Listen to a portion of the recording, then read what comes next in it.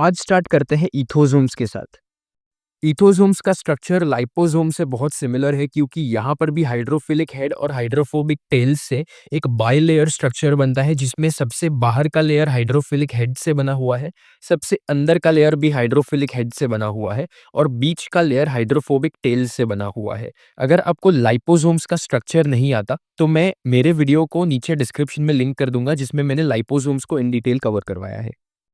Liposomes के साथ एक और सिमिलैरिटी ये भी आ जाती है कि यहाँ पर भी आप तीनों टाइप के ड्रग्स को एनकैप्सुलेट कर सकते हो। हाइड्रोफोबिक ड्रग्स आपके हाइड्रोफोबिक रीजन में रहेंगे, हाइड्रोफिलिक ड्रग्स आपके हाइड्रोफिलिक रीजन में रहेंगे और एम्फीपैथिक ड्रग्स कहीं पर बीच में रहेंगे। इथोसोम्स में एक्वियस कोर भी आता है जहां पर वाटर प्रेजेंट होगा, लेकिन एक फंडामेंटल डिफरेंस जो डिफरेंशिएट करता है लाइपोसोम्स को इथोसोम्स से, वो ये है कि इथोसोम्स में आपके पास अल्कोहल भी आ जाता है। Most of the time ethanol present होता है। इस वजह से इन ड्रग डिलीवरी सिस्टम्स का नाम भी पड़ता है इथोसोम्स। इथोसोम्स के फीचर्स को डिस्कस करते हैं जिसमें आपको ये भी पता चलेगा कि अल्कोहल के प्रेजेंस से हमें इनमें क्या एडवांटेजेस दिखाई देते हैं।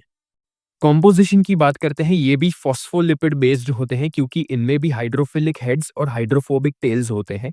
इनमें 20 से 50% तक का अल्कोहल कंटेंट हो सकता है, जिसकी वजह से इन्हें हाई फ्लेक्सिबिलिटी और इलास्टिसिटी मिलती है।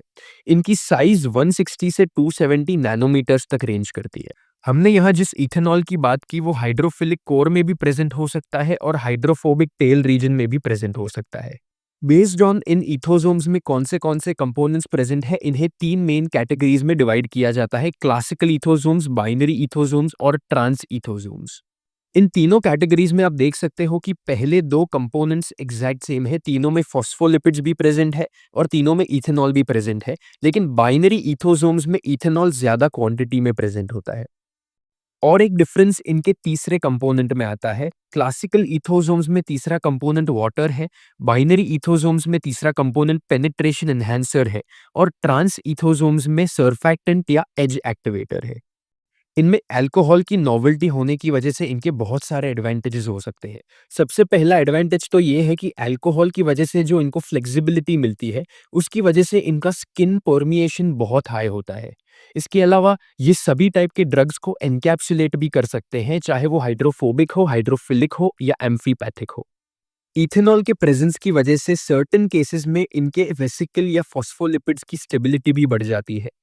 ये ट्रांसडर्मली यूज किए जाते हैं और उन केसेस में ये नॉन इन्वेजिव होते हैं क्योंकि आपको उसमें स्किन पियर्स करने की जरूरत नहीं पड़ रही और ये फर्स्ट पास इफेक्ट को भी अवॉइड कर देते हैं। आपको चाहे डर्मल इफेक्ट्स चाहिए यानी कि आपके स्किन के ऊपर लोकल इफेक्ट, या फिर कोई सिस्टेमिक इफेक्ट चाहिए यानी कि ट्रांसडर्मली आप ड्रग को डायरेक्टली सर्कुलेशन में अब्सॉर्ब करवाना चाहते हो, ये दोनों इफेक्ट्स के लिए सूटेबल होते हैं। इनका प्रिपरेशन सिंपल और चीप है as compare to other novel drug delivery systems. इसके अलावा इनमें टारगेटिंग भी पॉसिबल है जिसकी वजह से आप इनकी एफिकेसी को इम्प्रूव कर सकते हो और साइड इफेक्ट्स को रिड्यूस कर सकते हो। अल्कोहल के प्रेजेंस की वजह से इनमें कुछ डिसएडवांटेजेस भी आ जाते हैं। फॉर एग्जांपल, अगर किसी की स्किन अल्कोहल से सेंसिटिव है तो उस केस में ये ड्रग डिलीवरी सिस्टम्स आपके स्किन को इरिटेट कर सकते हैं। आपको पता होगा कि इथेनॉल या अल्कोहल्स इन जनरल आसानी से वेपराइज या इवेपोरेट कर जाते हैं, जिसकी वजह से इनकी शेल्फ लाइफ कभी-कभी लिमिटेड हो जाती है और ये drug delivery systems alcohol sensitive drugs के लिए सूटेबल नहीं है क्योंकि ऑब्वियसली आपका ड्रग डिग्रेड कर जाएगा। इनकी स्किन रिलेटेड बहुत सारे एप्लीकेशंस हैं क्योंकि इनकी स्किन परमिएबिलिटी बहुत हाई होती है। इथोसोम्स हार्मोन्स को, एनाल्जेसिक्स को और एंटी हाइपरटेंसिव ड्रग्स को डायरेक्टली आपके सर्कुलेशन में एब्जॉर्ब करवा सकते हैं ट्रांसडर्मली। इथोसोम्स डर्मेटोलॉजिकली एंटी फंगल्स और सोरियासिस के केस में भी यूज किए जाते हैं। कैंसर्स और फंगल इन्फेक्शंस के टारगेटिंग के लिए भी यूज किए जा सकते हैं।